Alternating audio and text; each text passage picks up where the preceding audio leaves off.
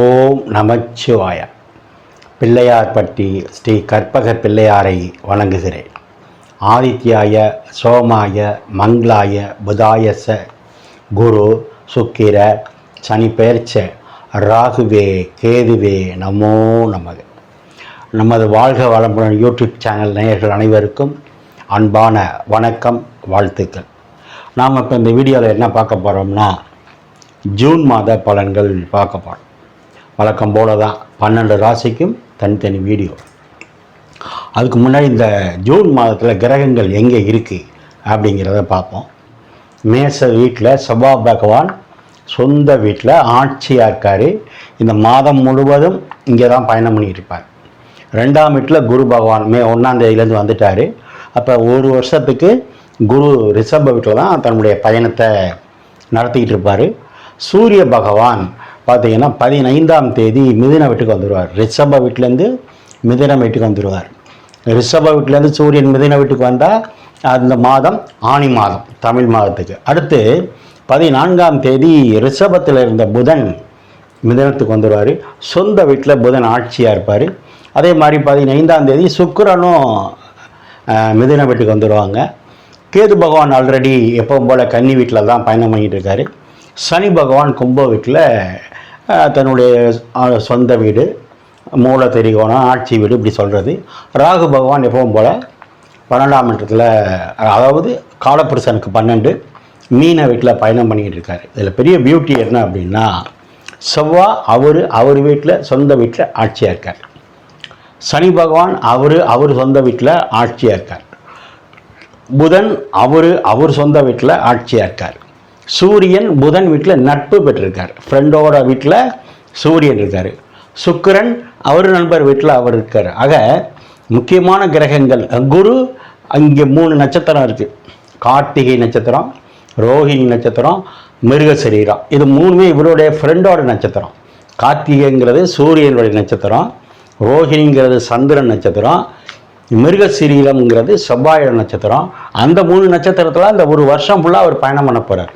அப்போ நண்பர்களுடைய நட்பால் குருவை பயணம் செய்யும்போது 12 ராசிக்கும் நன்மை தான் நடக்கும். அதில் குறிப்பாக செவ்வாய் ஆட்சியாக இருக்கார். அதோட பெரிய பியூட்டி. இந்த மாதத்தில் கிரகங்கள் இப்படி தான் இருக்குது. இது என்ன சார் பொது பலன் அப்படின்னா, செவ்வாய் ஆட்சியாக இருக்கும்போது அரசியல்வாதிகளுக்கு நன்மை, சூரியன் நட்பாக இருக்கும்போது அரசாங்கத்தால் நன்மை, அரசியல்வாதிகளுக்கு நன்மை, புதிய பதவிகள் கிடைக்கும்.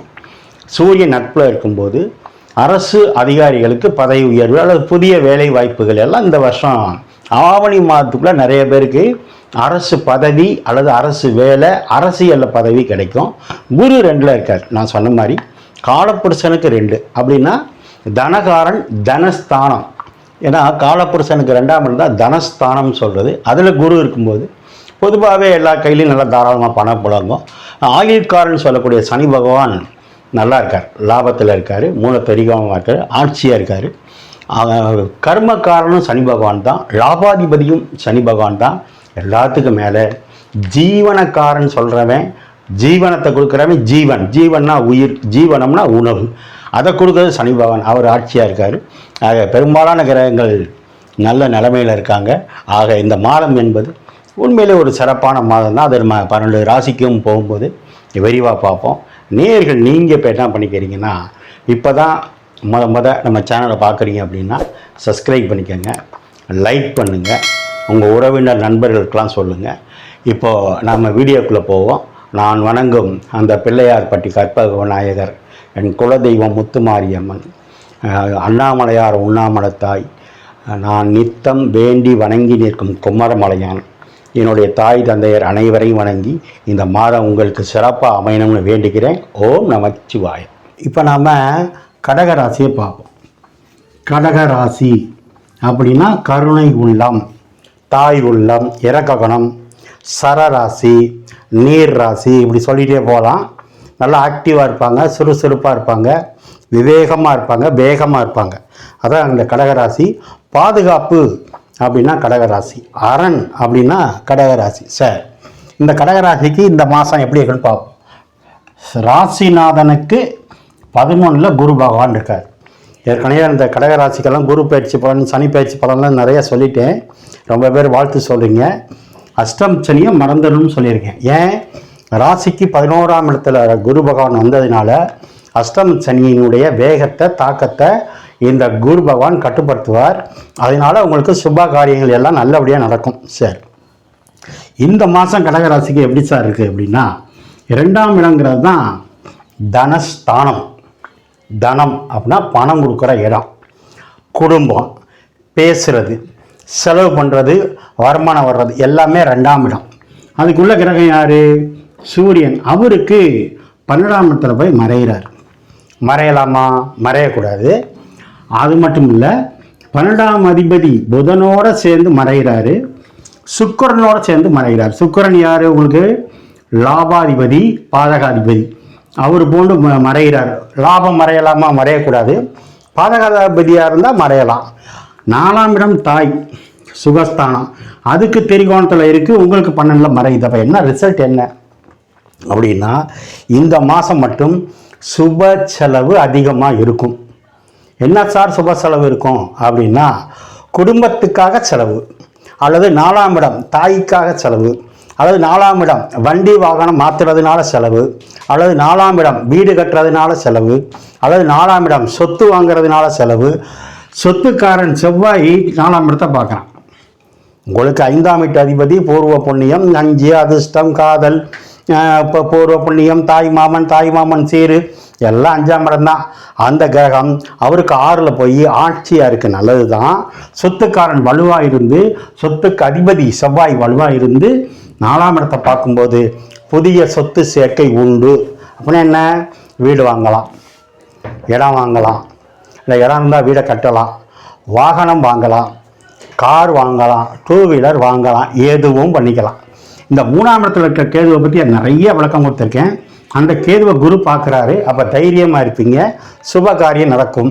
அடுத்து 5ஆம் இடம் தான் செவ்வாய். அது போய் 10ல் இருந்து 5, 10க்கு உங்களுக்கு நம்பர் 1 கடகராசிக்கெல்லாம் யோகாதிபதி. ஃபஸ்ட்டு யோகாதிபதி செவ்வாய், அவர் ஆட்சியாக இருக்கார். அடுத்த யோகாதிபதி யார்? குரு, 9ஆம் வீட்டு கிரகம்.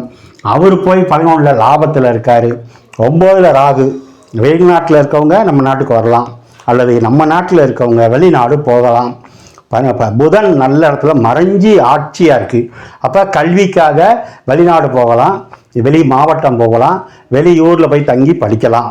இப்படி அத்தனை விதமான சுப காரியம் உண்டு.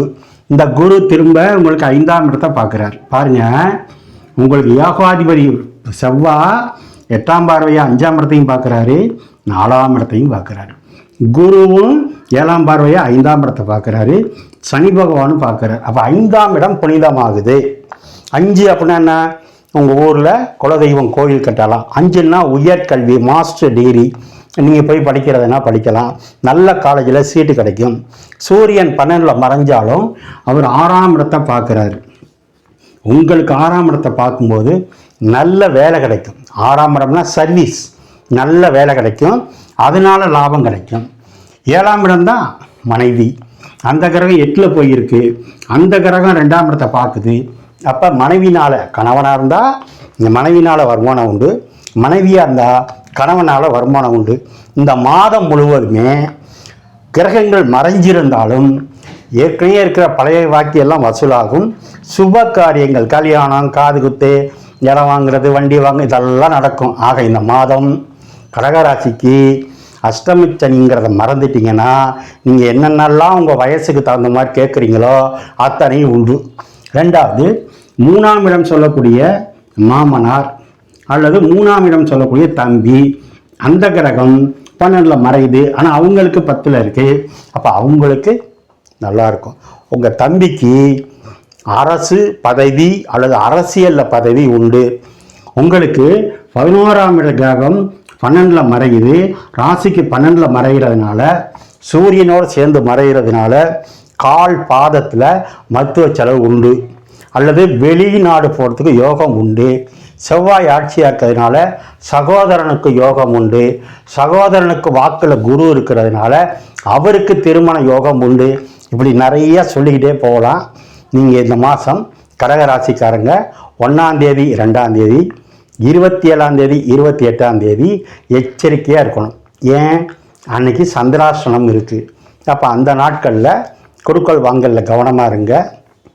வண்டி வாகனங்களில் போகும்போது கவனமாக இருங்க. நீங்கள் வழிபட வேண்டியது சிவன் வழிபாடு, முருகன் வழிபாடு பண்ணுங்கள். இந்த மாதம் முழுவதும் சுப செலவுகள் அதிகமாக இருந்தாலும் அது அத்தனை நன்மைக்கே. ஓம் நமச்சிவாய.